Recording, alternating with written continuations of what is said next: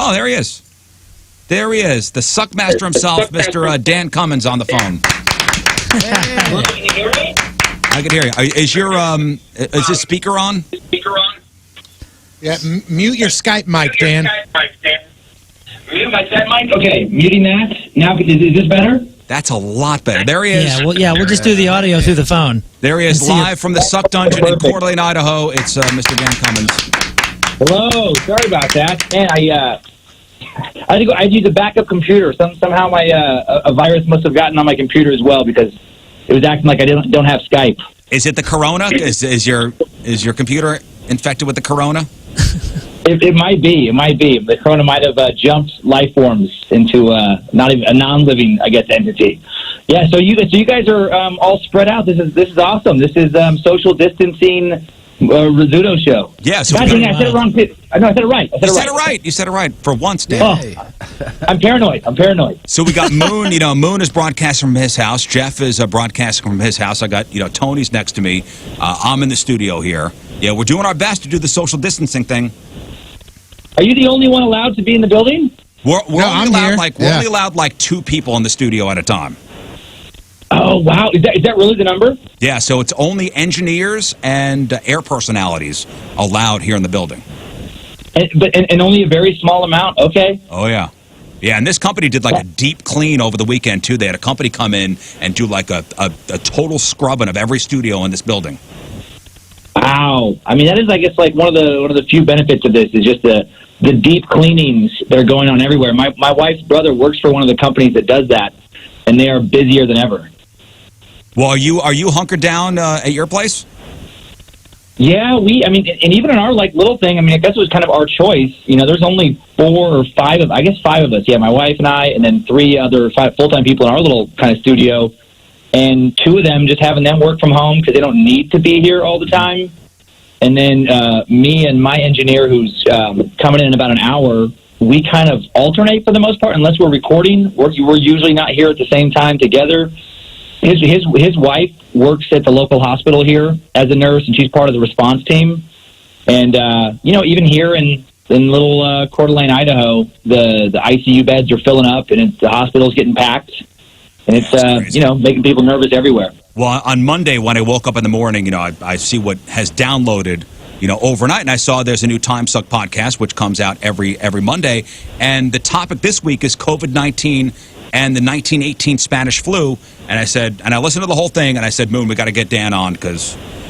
Oh, that's so nice. When in doubt, when in a time of crisis, turn to comics for basically everything. That was a tough episode because, like, back in high school, and there's a reason in college that the one science class I took was human ecology. It was like the easiest class. It was the class that everybody who just wanted to get that core requirement out of the way took that wasn't that good at science. Mm-hmm. I took the most basic math. I took the most basic science, and now I'm fascinated with that stuff as I get older. But man, that was hard just to like. I realized going into that episode, I didn't even know what a virus was really. You heard it's like a little thing that's not good for you, but I didn't actually know how it's different than a bacteria, how it's different than any other kind of pathogen. And I learned so much, and then looking at the 1918 Spanish flu, learned so much about why we're sheltering in place. Because at first, I didn't want to do it. I was one of the people, if I would have been 20, I would have been partying on the beach in Florida, and everyone would have been mad at me, because I wouldn't have taken it seriously. And now I get it. Now I get, like, okay, it's not about, when some new disease comes along, we can't stop the whole world's economy until it just ran its course. It's not about that. It's not about necessarily even saving a lot of lives. Sadly, it's about not having everyone get sick at the same time. Yeah. Because if that happens, then it's chaos. Then the hospitals are overrun. It's just real bad. And there's so much misinformation out there, and that's why this is such a great podcast to listen to. Not only about the history of the Spanish flu and the last big pandemic. What do you think the most common misconception about what's going on is? I think the most common misconception is that it's just the flu. It's like this is the flu, and why are we overreacting to the flu? And I think what I started to understand is upper respiratory tract infections are not new. but this is a new version. When I first started looking into it, I thought coronavirus and COVID-19 were one and the same. I didn't realize that there's been coronaviruses since the 50s, if not 60s, if not 50s. Yeah, I think the way you put it was like coronavirus is like, you have a dog at home. So your dog, coronavirus is just an umbrella term for a dog, but you have a specific type of dog. Right. There's a specific type of virus under the coronavirus umbrella called COVID-19. That's what this is. Right. And I kind of referenced in Timesuck too. It's a very dark video game that I used to play. Which I played. Yeah, Plague Incorporated. It's such a horrible game where the goal of this game that I played on my phone all the time is to create a pathogen that kills literally everyone in the world. Mm-hmm. And so when you're creating this thing, you're trying to create something that's very infective, isn't too lethal because you don't want it to kill hosts before it spreads to a new person. And you learn that there's a lot of different ingredients that make one pathogen spread far more than another one. Mm-hmm. And that's what I learned about COVID-19, because people talk about, well, we didn't react this way with SARS, and there was MERS, and there was other, viruses that looked like they were going to be real deadly. But they weren't as infective as COVID-19. That's where it's kind of sets itself apart from a lot of other viruses, is it's very easy to spread. And it's much more lethal than the flu. I mean, the flu is usually 0.1% of, people it infects will actually, die from the flu. COVID-19, they're thinking anywhere from 1% to 3.5%, and it doesn't sound like a big number, but when you look at total populations and total rates of infected, that translates, to millions of people. Well, you had said in the podcast that if a virus is too deadly and it gets you quick, they know the symptoms, they see that it's deadly, and they quarantine you quickly and get you away from everybody. Right. Yeah, and 95% of people, with COVID-19 show symptoms in about 5 days. But then, the extra few percent, they might not show it for 14 days. And in the first couple of days when the virus is inside of you and it's replicating and you don't show symptoms, you are contagious. And that's what's dangerous about this one is, by the time you have it, you spread it to a variety of people. And the real danger, why we're trying to flatten the curve, is it caught us with our pants down in terms of, what we have as far as, available hospital beds and available medical equipment to fight this kind of virus. Mm-hmm. When you really get sick and it really gets into the later stages, if you're one of the unlucky few that it gets that far, you may need a respirator. You may need a ventilator. You may need equipment that hospitals don't have much of. We have, I think, in Coeur d'Alene, I heard the number was crazy low, like 5 or 10 beds that can handle that.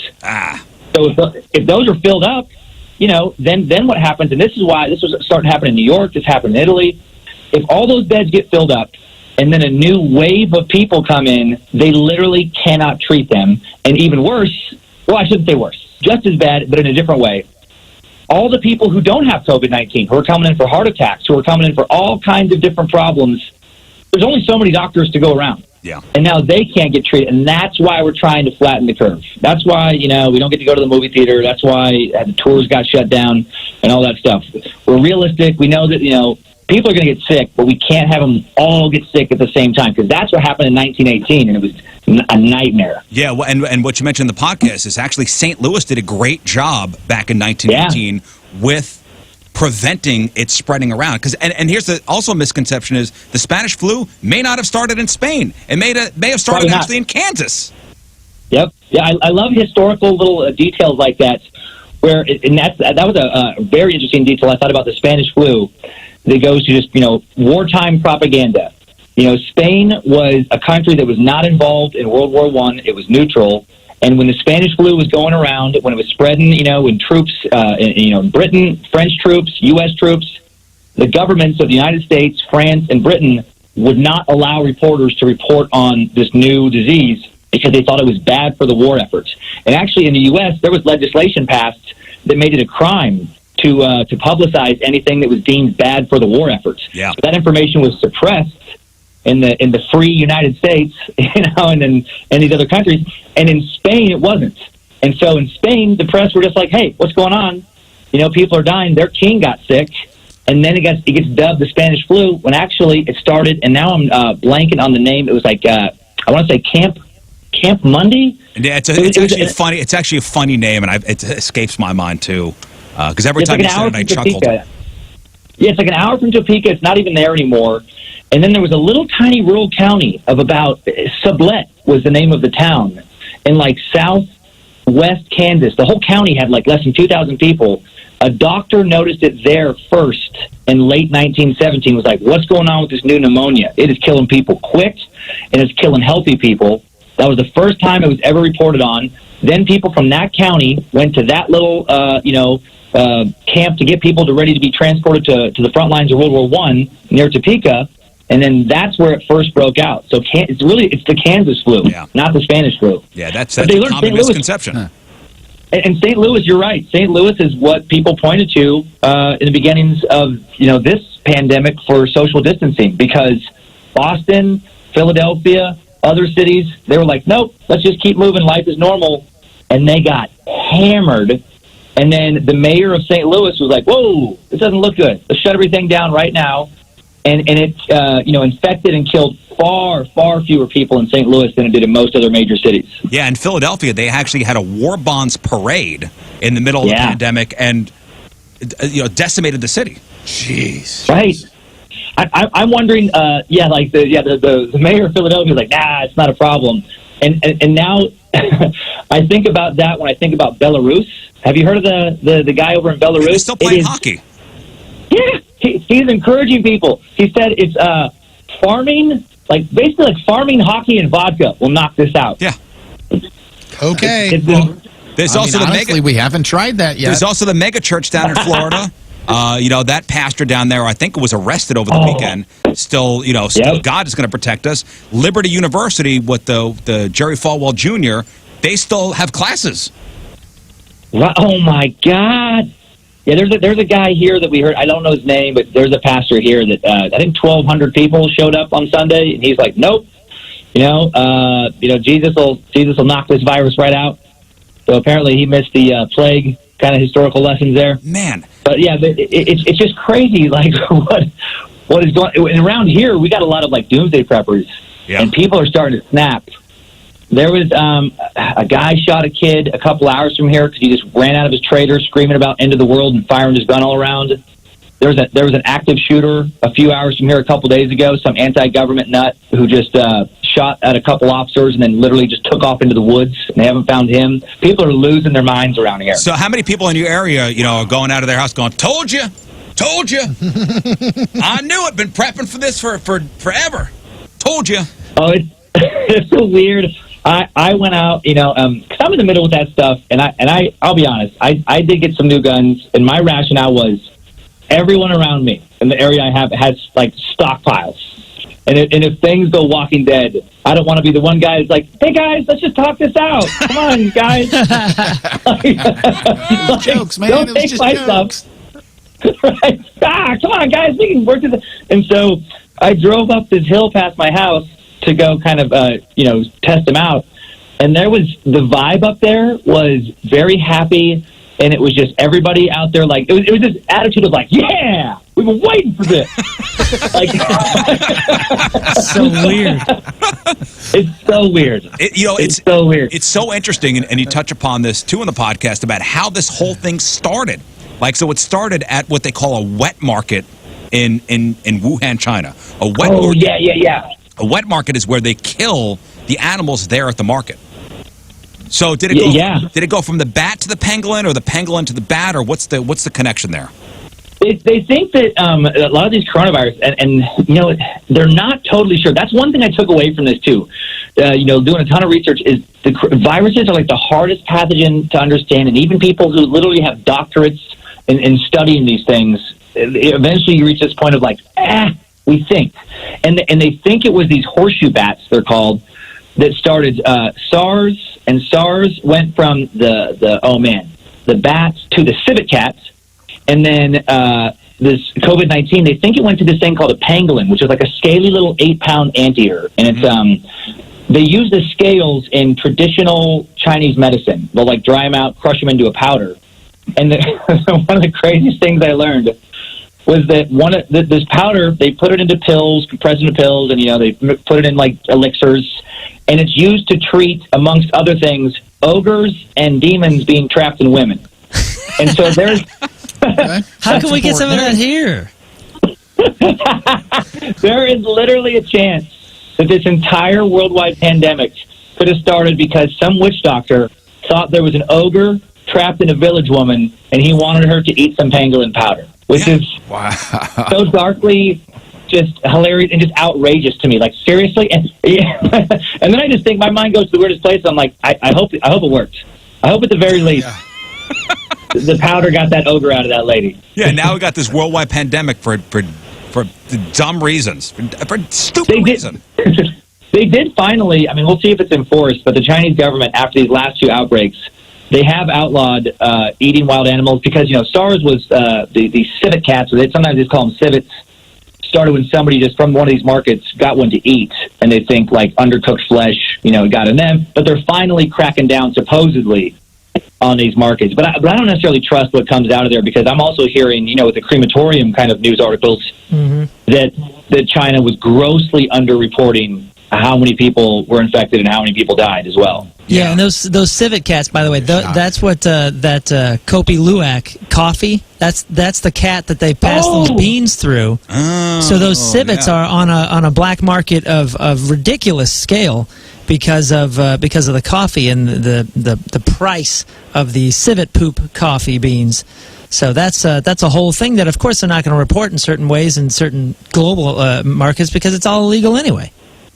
Right, true. And, yep, exactly. So the crackdown probably is going to be that effective. And what a weird thing that a lot of these diseases are able to jump to humans because of these strange, illegal kind of, animal trades with the coffee that's, defecated out of these animals. Yeah, it's nuts. And then, it's so crazy. And that's what's crazy about viruses, too, that they can jump. The ones that are animals can mutate and jump from species to species. And I also learned that's not new because that kind of freaked me out initially. I was like, what's going on with all these viruses popping out of these birds and pigs and things? And that's, I guess, been going on since we were living in caves. Well, you also talk about, mutating viruses. And when you hear about a virus mutating, you go, oh, my God, it's mutating. It's going to be even more deadly. Kind of to ease your mind a little bit on that. It doesn't mean it's end of the world stuff. No, that's been happening since the beginning of the world. That's a 6th grade science book. Yep, exactly. They just all organisms, cells mutate in different ways, and viruses are so simple that when they mutate, like they don't have any kind of structures to kind of reverse the mutation. It just gets stuck. And I learned from that virologist. Well, I guess she wasn't technically a virologist, but that master's in viral sciences, I think was her title, is Amy Ward, who I interviewed. She talked about how people get scared about a virus, mutating in a way that makes it more deadly or more infectious. But she said oftentimes it can go the other way. And if it does mutate, it can mutate into a less infectious and less deadly form. And that's why sometimes viruses mysteriously kind of peter out. Because they think that basically its RNA or its DNA broke down and it just became less dangerous. So fingers crossed, that's what happens here, is that this thing takes a turn and it just kind of, fizzled out. It's very unlikely for it to become worse. But even if it does mutate and they come up with a cure, it's still enough like the original virus to knock it out.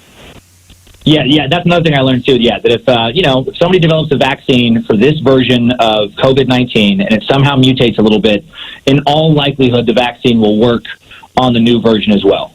And also, if you were exposed to one version, you should have immunity. If it like 1918, that's what happened to that virus. That's why that one was so especially deadly. Is they think at some point in mid to late summer of 1918 it mutated, and then it came back in August, September, October, especially October, November. It was very, very bad, where it had been kind of mild in the spring. But people who got it in the spring, when it came back around in that much worse form, they were okay. Like it didn't affect them. Yeah, that's so fascinating now versus then. I mean, that was the last pandemic that this world dealt with really on such a scale was the 1918 Spanish flu. I think the other big question for you, Dan. Well, go ahead, Jeff, before I get to that. No, I was going to ask you, you alluded to the fact that it could mutate, and I'm going to use my words here, not yours, in a good way, and you said that's highly unlikely, and what's the window for that? I'm assuming the window for time for that to happen is closing, though. Oh, for the virus to actually mutate? Yeah, to mutate in a good way is like how you said it could weaken over time. Right. That timing. At any point, there's really until this thing runs its course. I mean, really kind of what I understood talking to this Amy Ward is what we're waiting for is 60 to 80% of the world, essentially, to be exposed to this virus. And then you reach herd immunity, and then it kind of goes away, and then it maybe becomes a seasonal thing possibly that we can deal with, we have vaccines for. But it can mutate at any point. Any of these viruses can. And what I took away was, it's been since 1918 since we really had a bad thing, like this before. And there's no more viruses in the world now than there was then. Things aren't getting worse. This is just an anomaly. And in all likelihood, after this is over, we'll go a very, very long time before we deal with anything again. And it's very unlikely that some mutation is going to make things worse. All of that's, pretty unlikely. I think the big question for you, Dan, is have you watched Tiger King yet? Yeah. The whole thing. Do you love it? I love it. I'm probably a terrible parent. I watched it with my kids too, and I did too. Mine are older. Yeah. The one guy who hasn't watched it yet is Patrico. And he's on board. He just hasn't done it yet. I know. But tell him what he's missing. My gosh. So good. It's so good. My daughter, after the first episode, we were talking about it, and we're like, man, I just can't believe it's real. And I swear she was shocked. And my daughter's Monroe. She's 12. She goes, wait, what? And I'm like, yeah, no, it's real. Those are real people. And she goes, no. Like, she was convinced that those were actors or it was a mockumentary. It blew her mind that was those real life. My big takeaway was this guy, Joe Exotic, ran for governor, and 19% of people voted for him. Yeah. Yes, that's right. He did so well. 19% of the vote. There's another really, really startling thing and I don't remember names, but the guy who's sitting at the coffee shop, chain smoking cigarettes with the black hat on. That's the guy from Hard Copy, the producer. Okay, so the guy from Hard Copy, look at the early footage of him, and then right then, my goodness, he has had some hard life choices, I think. Oh yeah. Well, when you end up filming Joe Exotic's daily web show, like I don't think you go home at night thinking it all worked out. God, you got the one guy with the harem of women. Joe Exotic got two husbands. Doc Andel. God. Yeah, that guy. And I keep waiting for more things to come out where now of course because there's all these the chatter about it. They're looking at Carol. They're I guess the investigation's kind of being reopened into the murder of her first husband, and then that other guy they raided his combat. Doc Andel, I think is how you say his name, but. Mm-hmm. Yeah, they raided, but I guess they didn't find anything. That guy was the scariest guy of the whole bunch, maybe to me. It's like that guy, man. He total cult leader, and in a weird, so intelligent and so devious. He's the Palpatine here. Joe Exotic is Jar Jar Binks, but what's his face is Palpatine over there. But the fact that he's got 3 wives and they're all pretty hot. Yeah, those the picture I see. Those houses too, man. Oh, they're 10s for that guy. Those 10s. are his for real wives. Yeah, they're all smoking hot. I mean, for that guy, smoking hot. And the thing that Dan touched upon here about this guy is that every answer that he has comes off as so defensive. I mean, he gets so defensive immediately. The guy's hiding something. Oh yeah, and yep. Oh God. And he's the weird guy where I think almost every guy watching him is like, oh, that guy is such a dirtbag, and also, he did it. He pulled it off. Yeah, that's what everybody in the documentary when they introduce and they start talking about him, everyone was like, how does he do that? Yeah, and then a couple of the guys on camera just go, I want to ask him how he did it so I can do it. Right. You're like, what? You're confessing this on film? There's so much good stuff. Well, he has a monkey around his neck. There's so many good, true crime documentaries, and Netflix and HBO are chock full of this stuff. But Dan, do you think celebrity culture could recover from the coronavirus? And I bring up this point. Wonder Woman, Gal Gadot, she put out that cover of Imagine. With the star-studded cover of Imagine, which was met with ridicule instead of the warmth they were going for.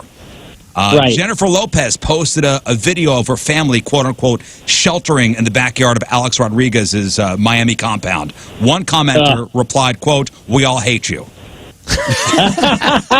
Yeah. And then, Pharrell Williams, tries to get his followers to donate aid to frontline responders, and they responded by telling Pharrell Williams to tap into his own fortune instead, and gave him trouble for it. Right. It'll be interesting to see people's emotions are so high right now, like how much of that carries over. I mean, we forget so quickly. I mean, I'm guessing that once the dust settles, it'll go back to similar to the way it was before. I bet some celebrities, it'll take longer for them to kind of get past maybe some mistakes they make during the time. Because I was getting kind of mad at some of that stuff, too. I felt so bad when all of this started. My world has been comedy clubs for so many years, and most of the people I'm working around are not comics. They're the people working at the club. Mm-hmm. Yeah. And I immediately thought of, servers and bartenders and security and all the people working, paycheck to paycheck. And I hear the conversations every time, you're working in a club. I know that a lot of people are kind of on the edge financially anyway, and that's what scared me. And why when I first didn't understand it, why I wanted to keep touring is I was so worried about these people, losing everything. They don't get a month's worth of paychecks. They might not have family to help them out. It could get real bad. I was worried about homeless rates increasing, all that kind of stuff. And then I would see Schwarzenegger on his Instagram, and I like him, his old movies and stuff. But I was so mad where he's sitting in his hot tub in his huge Hollywood Hills mansion, and he's just smoking his cigar. And I know that he has people he pays to deep clean his house, and people bringing food for him and all that. And he's basically telling everybody, don't be an idiot. Don't be an idiot. Just stay in your houses and just shelter in place, and don't be stupid and go out and do these things, and don't be a fool. Just we can wait this out. And I'm thinking yeah, you can sit on your millions and live a life of luxury for years if need be. Don't say that to your fans. Yeah, what did he say? Caveat. What did he say? I think he was like, do what I did. I was sitting here smoking a cigar, and he was talking about riding a bike, and then he sat there and he goes, everybody could do this. I'm like, who the hell can sit in a hot tub in this $1 million home smoking a cigar going, everybody can be like me? No, we can't. People aren't looking for cutesy now. If I remember correctly, he's sitting in a hot tub that's inside with 2 donkeys. Isn't there a donkey or some horse or something? That was in his kitchen. It's my goodness, man! It's crazy. Yeah, that was the kitchen. He was in his kitchen with a wild animal in there. Which is totally entertaining. You can fit a giraffe in your kitchen, a-hole. Which is totally entertaining, just a little tone deaf.